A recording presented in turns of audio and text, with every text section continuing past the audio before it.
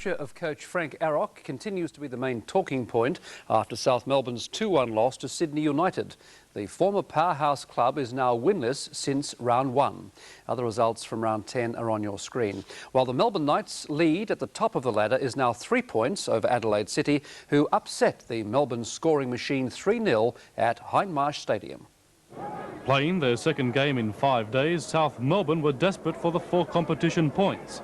Since round 1, the Blues have been a shadow of their former selves. Last night, they started a little differently. United's Mark Rudan netting in the 40th minute. Within 30 seconds, though, striker Paul Trimboli equalised, beating Australian keeper Joko Kalac in flight. After the break, South Melbourne dominated before Hristodoulou struck with this free kick to secure back-to-back wins for Sydney United.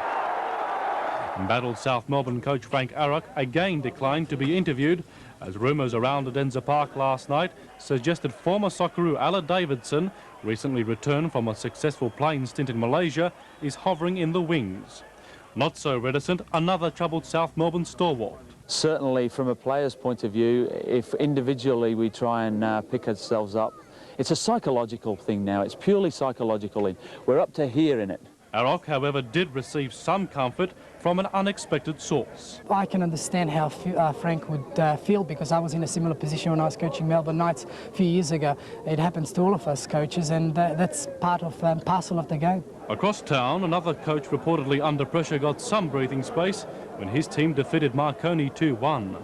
Princess de Villiers star striker Joe Buckak boosted his selection chances for the upcoming 4-nation Olyrood tournament by scoring both goals for Sydney Olympic, the first in the 19th minute. And in the second half, tapping in from a metre out. In the Latrobe Valley, Wollongong defeated Morwell on penalties after the score was deadlocked at 1-1. It was the 7th time in 9 games the Falcons have been involved in the shootout. Simon Pajaka, SBS News.